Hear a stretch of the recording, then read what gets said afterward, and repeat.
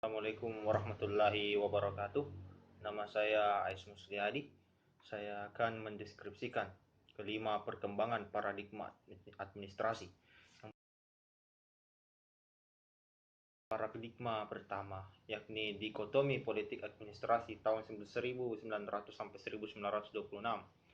Frank J. Goodnow dan Leopold D. White dalam bukunya Politics and Administration mengatakan dua fungsi pokok dari pemerintah yang berbeda. Yang pertama, fungsi politik yang melahirkan kebijaksanaan atau keinginan negara. Dua, fungsi administrasi yang berhubungan dengan pelaksanaan kebijakan negara. Penekanan pada paradigma ini terletak pada lokusnya.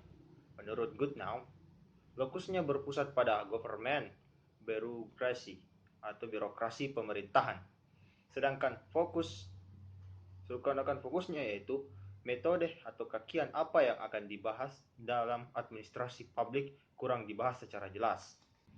Administrasi memperoleh akademiknya lewat lahirnya Introduction to the Study of Public Administration oleh Leonard D. White yang menyatakan dengan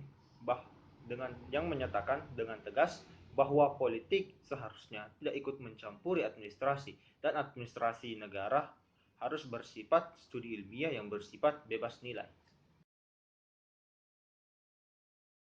Paradigma kedua, prinsip-prinsip administrasi negara tahun 1927 sampai 1937. Diawali dengan terbitnya Principle of Public Administration karya W.F. Wilbur B.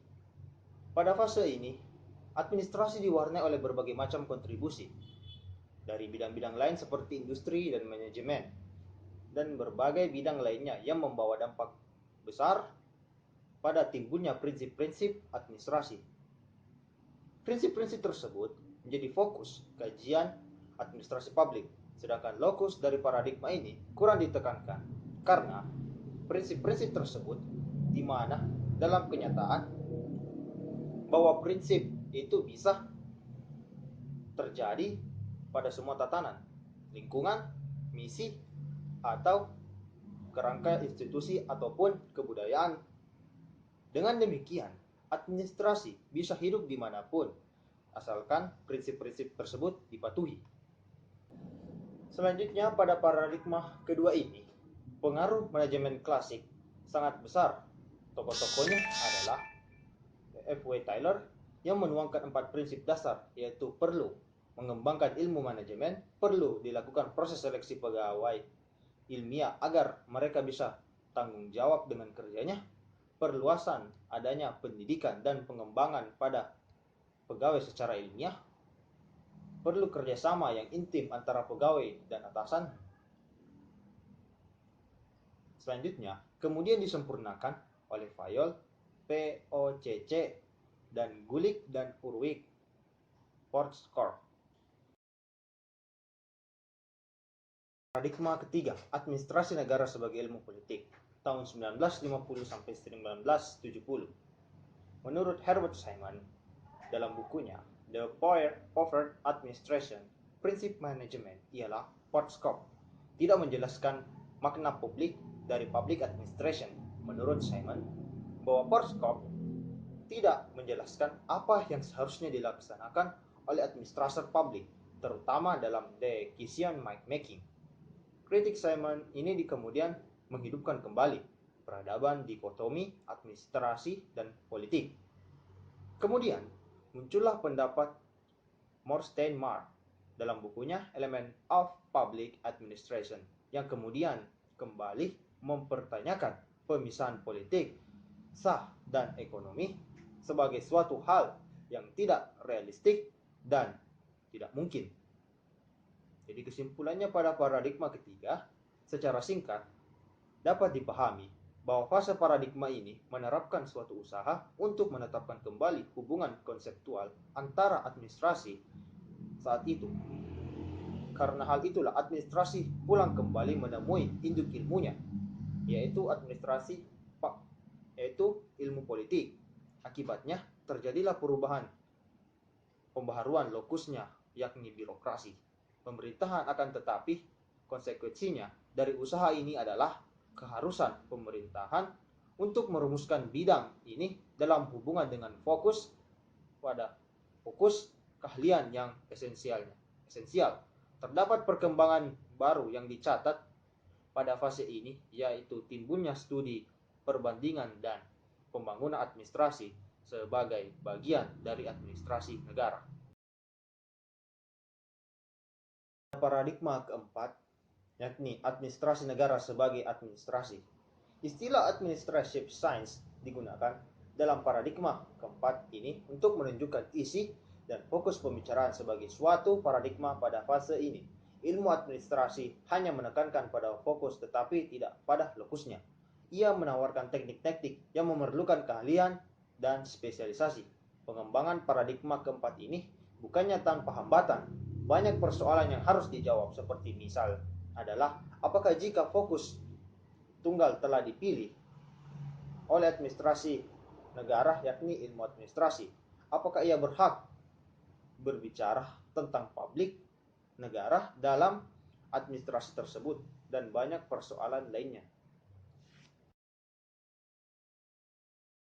Paradigma kelima, yakni administrasi negara sebagai administrasi negara tahun 1970. Pemikiran Herbert Simon tentang perlunya dua aspek yang perlu dikembangkan dalam disiplin administrasi negara. Yang pertama, ahli administrasi negara meminati pengembangan suatu ilmu administrasi negara yang murni. Kedua, satu kelompok yang lebih besar meminati persoalan-persoalan mengenai kebijaksanaan publik. Lebih dari itu, administrasi negara lebih fokus ranah-ranah ilmu kebijaksanaan atau policy science dan cara pengukuran dari hasil-hasil kebijaksanaan yang telah dibuat. Aspek perhatian ini dapat dianggap sebagai mata rantai yang menghubungkan antara fokus administrasi negara dengan lokusnya. Fokusnya adalah teori-teori organisasi, public policy, dan teknik administrasi ataupun manajemen yang sudah maju. Sedangkan lokusnya ialah birokrasi, pemerintahan, dan persoalan-persoalan masyarakat atau public affairs. Selain pendapat Henry di atas, banyak tokoh yang sudut pandangnya berbeda dalam menjelaskan perkembangan ilmu administrasi publik. Yang pertama yaitu Gerard L. Cadian membagi administrasi publik dalam beberapa aliran. Yang pertama aliran proses, yaitu Forskop sebagai administrasi publik. Aliran empiris atau kasus dan studi praktek. Yang ketiga, aliran perilaku, komunikasi, motivasi, kepemimpinan, interaksi, dan konflik. Yang keempat, aliran analisis birokrasi peraturan atau aturan yang rasional menurut Max Weber. Aliran sistem sosial, sistem organisasi. Selanjutnya aliran pengembalian keputusan, aliran matematik, dan aliran pendekatan holistik. Selanjutnya tokoh dari Barzilai dan Armajani, yaitu mengemukakan bahwa administrasi publik mengalami pergeseran dari paradigma birokratik ke paradigma post-birokratik. Adapun ciri-ciri dari paradigma birokratik, yang pertama, menekankan kepentingan publik, efisiensi, administrasi, dan kontrol. Yang kedua, mengutamakan fungsi, otoritas, dan struktur. Yang ketiga, ketaatan aturan dan prosedur. Dan yang keempat, beroperasi sistem-sistem. Sedangkan paradigma post-birokratik itu ciri-cirinya sebagai berikut. Yang pertama, menekankan hasil yang berguna bagi masyarakat, kualitas dan nilai produksi, dan ketertarikan pada norma. Yang kedua, mengutamakan pemberian penilaian kepada masyarakat, akuntabilitas, dan hubungan kerja. Tiga, penerapan pemahaman identifikasi masalah. Dan yang keempat, pengukuran hasil, memperluas pilihan pelanggan. Sekian yang bisa saya sampaikan, kurang lebihnya dimohon dimaafkan, karena sesungguhnya manusia itu tak luput dari kesalahan, dan Tuhan yang Maha Kuasa itu adalah pemilik segala kebenaran. Wabillahi taufiq wal hidayah. Assalamualaikum warahmatullahi wabarakatuh.